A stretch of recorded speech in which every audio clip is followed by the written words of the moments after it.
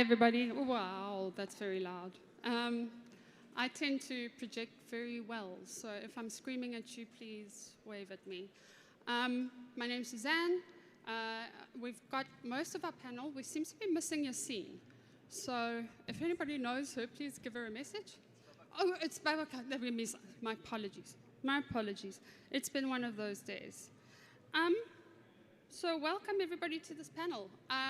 The previous panel was actually so helpful because I think two of the things that Zachariah said was so interesting is that AI is not actually a sector. It's a tool on which we build innovation. And I think that is true for deep tech as well. So we're going to just jump straight into this. We haven't got Babaka here, so we're going to leap ahead. I just want to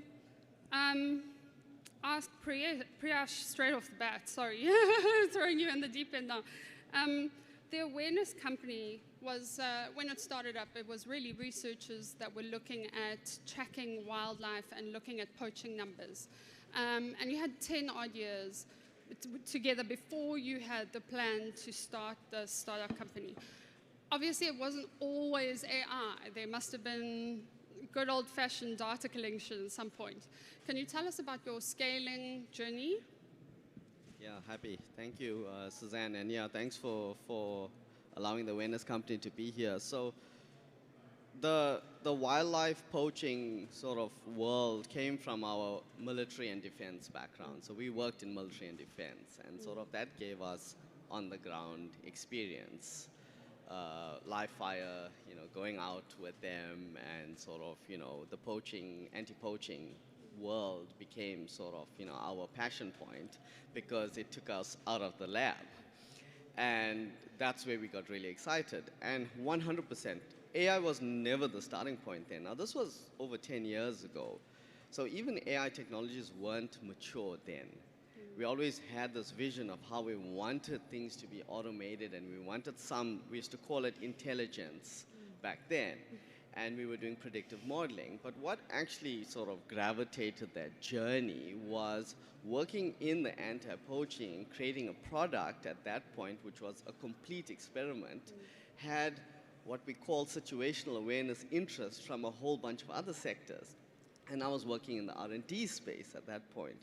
And sort of that gravitation towards, hey, there's a deep tech thought, we want to do deep tech, we want to do AI, but you have to start off with the basics. And the basics is your data right? Do you have that? What's the problem? How are you going to actually solve it for them? And sort of that's how we gravitated into the current state at the moment. That's an amazing journey. What was your sort of key ingredient which flipped the switch and, took you from data engineering and cleaning into a company that could offer sustainable solutions? So working in the poaching, we realized, okay, wait, software, data, AI can actually solve real-world problems. That was like the first switch. However, working in R&D, the gap was there was a lack of commercialization. So when everyone else wanted this thing that was built in the R&D space, it was an hourly rate, and that was pretty much the commercial model, and that's not a sustainable way, a scalable way to give it. So that was the first switch that flipped for us. The second one was while we were doing work in the military and defense, we were like, wait, we sort of constructed this horizontal SaaS-based product in our head that can service multiple sectors because the hypothesis was there's an 80-20 principle. Can we keep 80% commonality across everyone? And that's still our hypothesis that we're testing today. How we gravitated towards sustainability and climate is everything we were doing then was from an operational basis. And the largest truth that we have found and discovered is that sustainability data is business data. It's not this divergent thing. ESG is not this thing that sits on the side. Sustainability and climate is not a sideshow for the large corporates and enterprises. It's one and the same. And that's actually sort of how we gravitated towards now, hey, we offer sustainability solutions that's powered and backed by AI and data. It's not the thing.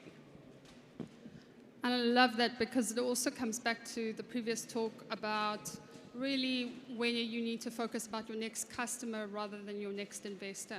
And I think there's something very powerful in the development of that. Melise, I hope I can pick on you next. TIA works right across private and public, and you have a number of amazing initiatives that can help people scale, build, and grow in their businesses. Can you talk to us a little bit about obstacles that you see in the area of deep tech and AI? Thank you so much, Suzanne. Well, the privilege is that TIA, for us, it's a national entity. It's an agency of the Department of Science and Innovation. So we are mandated to support innovations for commercial venture creation, for public good, both actually. And with that, we are placed right at the nexus of industry, market players, but also public service delivery provisions for the country. So that means our stakeholders are multidimensional for the benefit of socioeconomic outcomes of the country. And with that, we then are able to have a line of sight of some of these key challenges, but I won't mention exhaustively. I'll just highlight maybe top 3 or 4. And one would be the high, barriers of market entry, especially, AI as an emerging industry, an emerging powerful enabler for us to transform our existing economies and actually even forge new ones that have not been provisioned for. And with that comes that challenge that was mentioned even in the previous panel, that you might find that you're coming up with a new frontier and everybody else has to tag along you, including the regulatory environment. So the inventor carries most of the pain with that. And another challenge would be around limited commercialization capital in the country and the continent. And a factor that is relevant mostly to academia R&D would be the long lead times it takes for the innovations to convert in either concluding the IP transfer transaction that is happening between the entity and maybe with an industry partner, or maybe if the academia institution decides that they want to create a spin-out venture to sell that innovation. So if it takes too long, you're missing your coins in the market.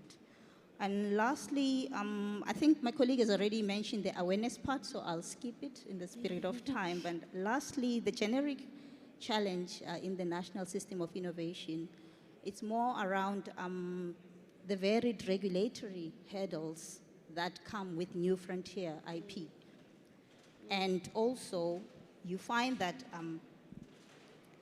there is a low conversion rate of IP in a country that has intense knowledge capital. And we need to increase that conversion so that we can sell. The more we sell and creating new startup companies and new ventures, the more money the country makes to funnel back to our GDP. I'll pause there, but I'm more than keen to also highlight the opportunities of why we need to be in this space, but just to hand back to you, I'll elucidate on that later. Thanks so much, Melise. There's something that's very interesting for me that's come up in this talk that you probably wouldn't have heard in the previous talk, and it's interesting because it's really touches on where some of the deep tech and AI innovations are coming from. Very often they require a lot of R&D, like really in-depth R&D. So you would have heard the word commercialization from both Melise and Priyash. That's quite typical from the public sphere. Instead of talking about market development, we're talking about commercialization, i.e. how do we flip the innovation, the IP, into the market. So I do know that TIA has just launched this year's pre-seed and seed funds. So please go check those out, guys, if you've got early stage ideas. But I was hoping Melise would also just share one or two of maybe just a headline of opportunities that you're exploring right now. Okay. I'd like to tag on to your pointer just now. With those challenges that I have mentioned, it's precisely the reason why we are working centrally in the NSI. Because with these challenges, we are able to work with different clusters so that we can have captains of industry, market leaders, the captains of IP, people that are smart or two even smarter than us, and having grassroots innovators. In all of this, the convergence of that is that we are taking a rather industry approach to solve the systematic challenges and to open up market opportunities for our innovations. With AI and deep tech, I'm just going to highlight top 3 grand challenges for our country from maybe, let's just say, my professional view rather than quoting our strategic documents. The key one would be, if you look at the health sector and you look at where the country is going with our manufacturing, vaccine manufacturing agenda, AI is going to play a central role in there, because we can now infuse AI to exchange the value chains of what we know as the manufacturing, the vaccine global value chain. We now have an opportunity to introduce solutions that can even reach the last mile and even touch the lives of those that are marginalized. I'm talking about examples would be around much more affordable medical diagnostic kits, and also processes that that introduce more mobility, so that those that cannot track to the practitioners can still be accessed to address those social ills that exist in our country. And another dimension to that in the health space is that we are going to encounter a lot of data sets from our indigenous knowledge systems.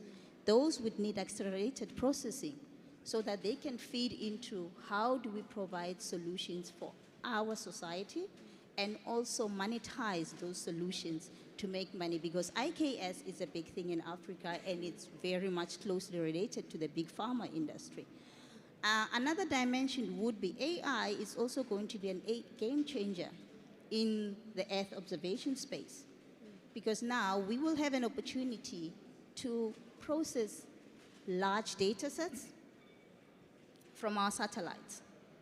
And we are able to then now produce solutions that are on par with our planet, sustainability, energy security, and also the geospatial movements of our people, so that we can now produce solutions that are very, very context aware and relevant, rather than an innovator or maybe an investor have predominated or maybe preconceived ideas of what the market looks like. We now can package something that is relevant for the user. And lastly, there's a high contention with this one, and I have my panel to back me up on this one. AI is going to be a game changer in our security cluster. We have a lot of issues with the respective state organs that it's in the security cluster. We need verified intelligence. And with AI, now we can have multidimensional large data sets coming from the respective state organs, and then we can improve on how law enforcement and policing is done through evidence-based intel from these data sets that I've mentioned. And with that, we can have prediction of crimes. We can have the accuracy that I've mentioned, which is very key when it comes to prosecution or even in the defense sector. And then we can also have a dimension of disaster management. Plan for these things rather than just react as they happen on the go, because we have line of sight of the earth and what is happening and what are people doing in the earth.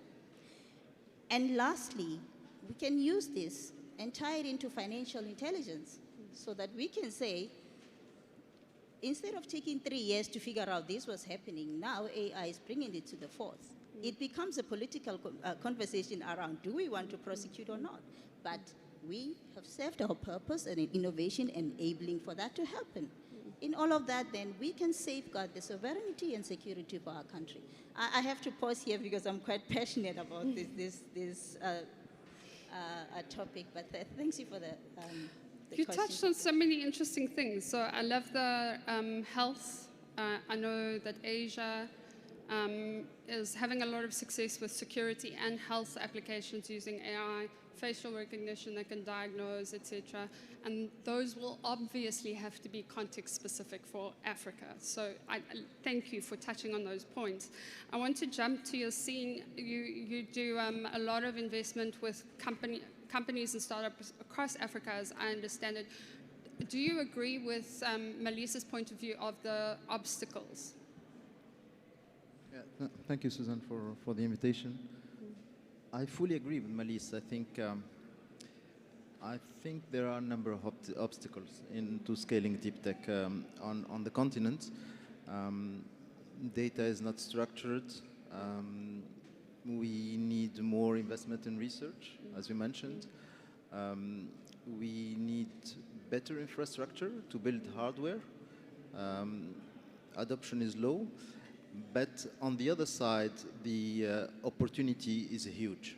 The opportunity is such a big one that we need to tackle these obstacles. I don't know if you guys have seen this study that has been done by the Inter-American Development Bank. They looked at the 17 UN SDGs, right? And out of these 17 UN SDGs, they came up with the conclusion that 14 of them, 14 need radical innovation to be achieved directly, right? And the remaining 3 need indirectly radical innovation to be achieved. So without the work that you guys are doing on deep tech, we will not be able to achieve any of the UN SDGs. So this is for me about the importance of tackling these obstacles and also the impact that this will have. There is another data point I want to mention is a study that has been made to measure the economic impact of AI adoption in 4 countries: South Africa, Kenya, Nigeria, and Ghana. And this economic impact has been estimated to 150 billion US across multiple sectors, going from the government till health, education, etc. So my summary is that there are so many obstacles, yes, but achieving these is so impactful and so important for all of us, and especially for emerging markets and Africa in particular, that we need to tackle it in a strong way. Yeah, I love that, the kind of unified front of both research and reaction. Africa Invest has over 200 companies, portfolio companies currently. Can you comment on what percentage of them are either AI-driven or deep tech-driven? And can you tell us about the exciting agri-tech AI-related companies that you are seeing developing in your ecosystem? Yeah, so Africa Invest is an investment platform. We've been investing for the last 30 years, and we built this 200 investment across the last 3 decades, investing across the value chain for entrepreneurs, from early stages to more mature companies. We are trying to connect the old economy of more mature businesses with the new economy and investing across these asset classes. Venture capital is pretty new asset class, right? And deep tech is even younger than VC. So we're doing a number of work there because, as I said, we believe in the importance and in the impact of all these companies that deep tech entrepreneurs are building.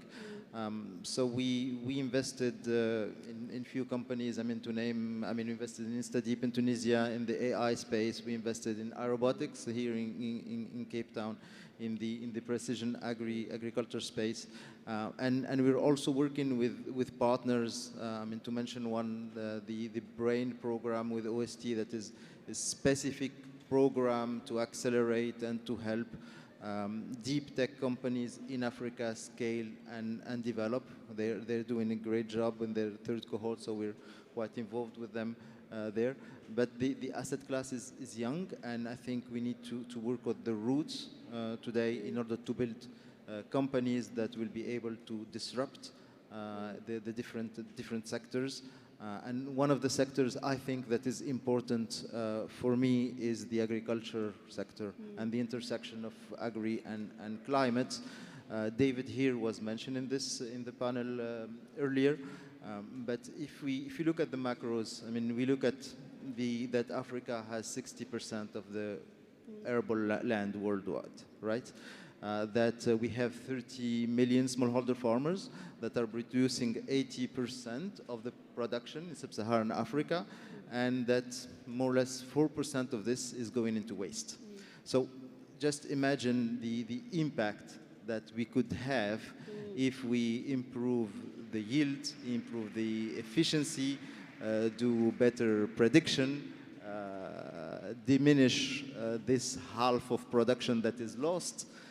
All this is results that we could achieve by building smart, new technologies, and our entrepreneurs are really, I mean, able to do that. So this is more an invitation, and I think to mention the importance of this sector that can really be transformative for the African continent. Thank you. Sure. Interesting. I find it curiously ironic that the EU is kind of shedding agricultural spaces in order to be more sustainable, and Africa is kind of stepping up once again to be the breadbasket of the world. It's curious, it's interesting.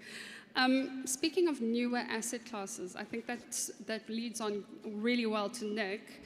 Nick from Vula is going to tell us a little bit about how his AI-based network matchmaking tool can bring funding to SMEs. Thank you. Thank you so much. Thanks for having me. Vula was really born from the question, why is finance for businesses in Africa so expensive? Like terribly expensive. Expensive to the point where businesses don't even engage with financial opportunities anymore, right? They'd rather just die or bootstrap than begin to engage with financiers.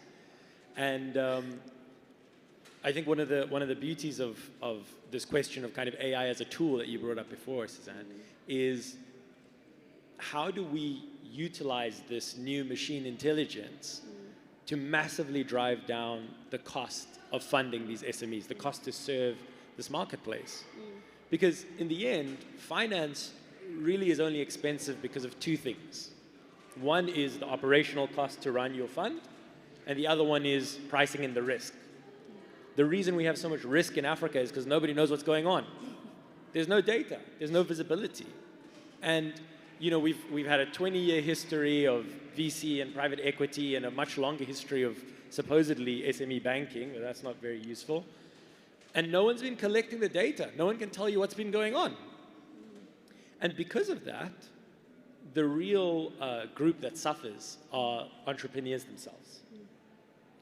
So what we decided to do was, if we take this AI machine intelligence and we direct it at this super unstructured set of data around business funding, and what comes out of that is this super structured network of what connections actually exist, what financial interventions have actually worked, and enable our clients, who are SME funders, to understand the lessons that they've already paid for and don't even know that they've learned. We can massively run down this cost. And what's super cool about when you do that in the context of scaling is that that also enables SMEs to find their best funding options in an instant. Because if you understand the opportunities that are out there, in the perfect market, No one is running after each other. Funders aren't running after businesses that aren't compatible for them, and businesses aren't running after funding opportunities that they're not eligible for. In the past, it was super expensive to do that. You'd need a team, a dedicated team, to be running your investment pipeline, evaluating incoming businesses' applications. And as a business, you'd need a team looking out in the investment market. But I think the beautiful insight that Vula came up with is now we can use AI for all of that, because human time is precious and machine time is cheap. So if we wanted to do what we were doing now 5 years ago, it would cost me 100 times more to run Vula. And now we've got about 1,600 businesses using our tools. And thanks to the power of large language models applied specifically for this African context, we've been able to drive down those costs a lot and also start to serve our funder clients with a level of granular intelligence about their ecosystems that before was unimaginable. Absolutely. It's, for another panel on another day, there's an interesting discussion for how sustainable the actual support of AI is, and then how you support sustainable businesses with that AI. It's a very contradictory little cycle. So we'll catch on to that soon enough. So you've obviously indicated that Vula would be impossible now without the AI, and it would be impossible with the scale you have raised it to. Interestingly, how many of the SMEs that are applying for funding are either AI or deep tech driven?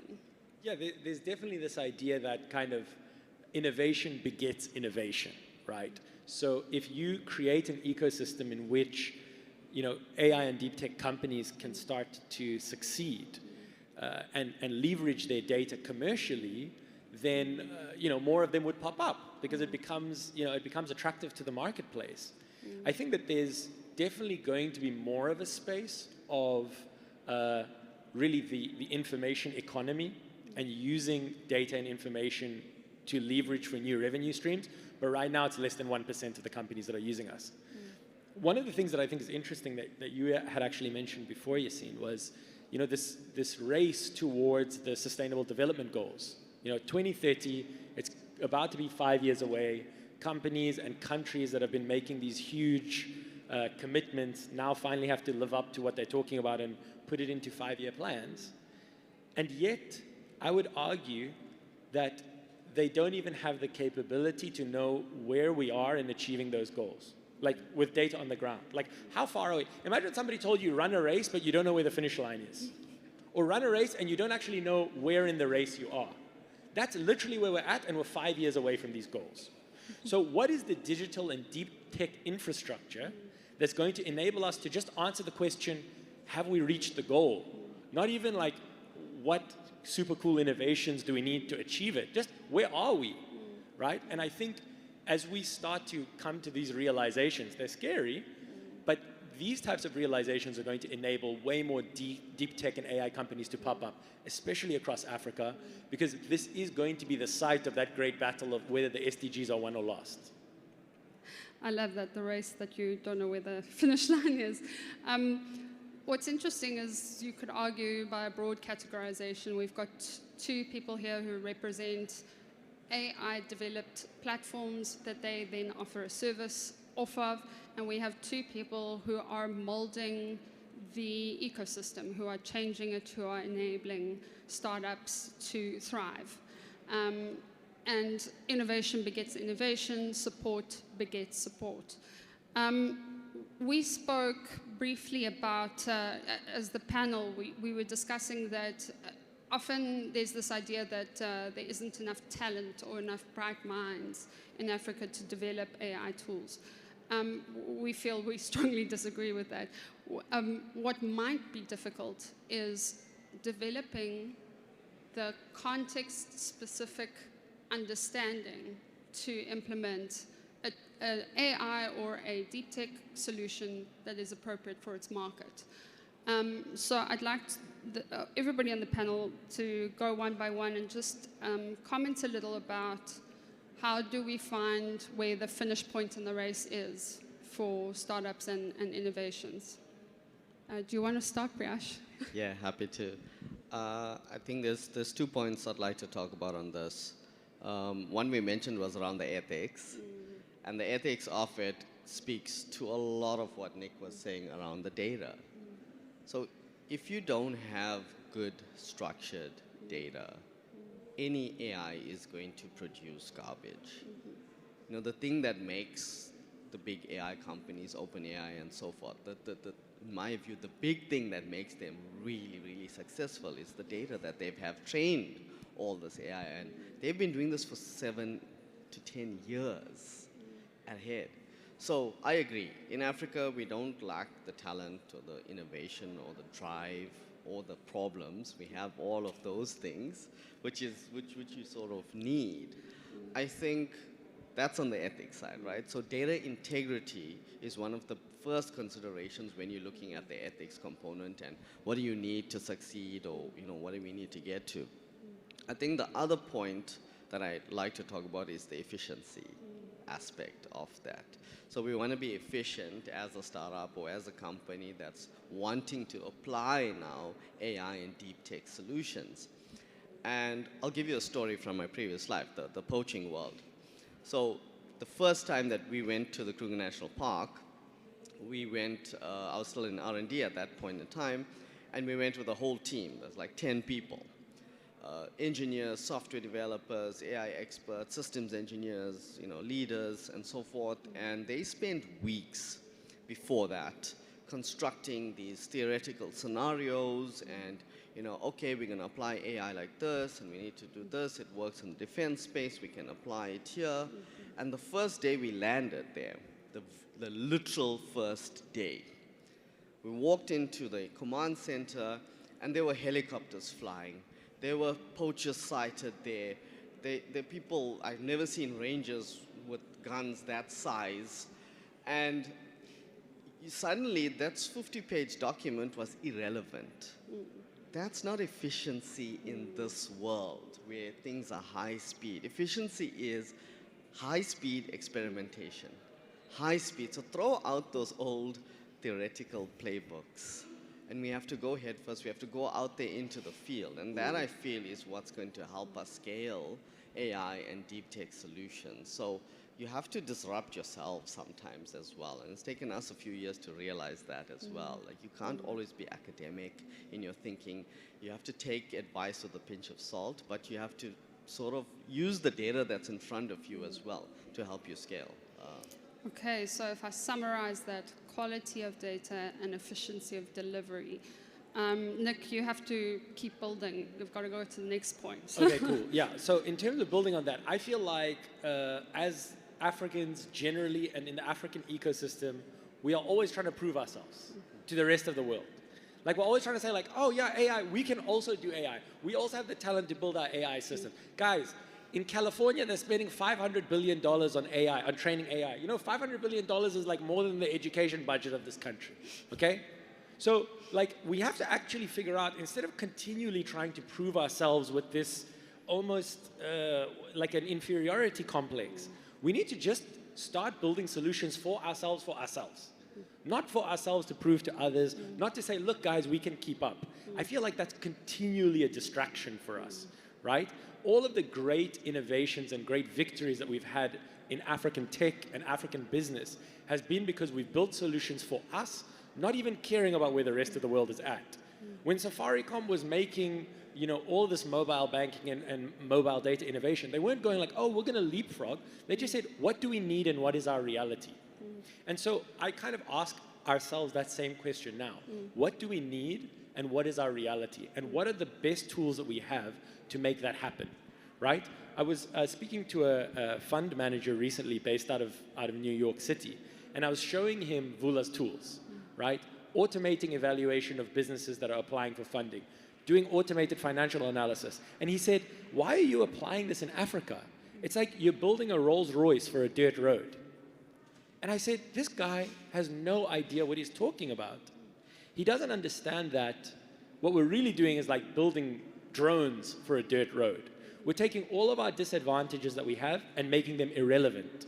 And if, as Africans, we stop kind of looking outside to to prove ourselves to others, and instead just say, let's look at what we've got, believe in our own talents, and then apply it to our reality, I think we're going to go 3,000 times faster and further. Beautiful. I like it. So we've got efficiency, quality of data, and importantly, I think it picks up on the last panel as well, creating solutions that make markets. We want to build the road. We have the Rolls Royce already. We want to build the road. Okay, Melise, you've got to add on to that. No, certainly. I will echo his sentiments in a diplomatic tone. This is happening.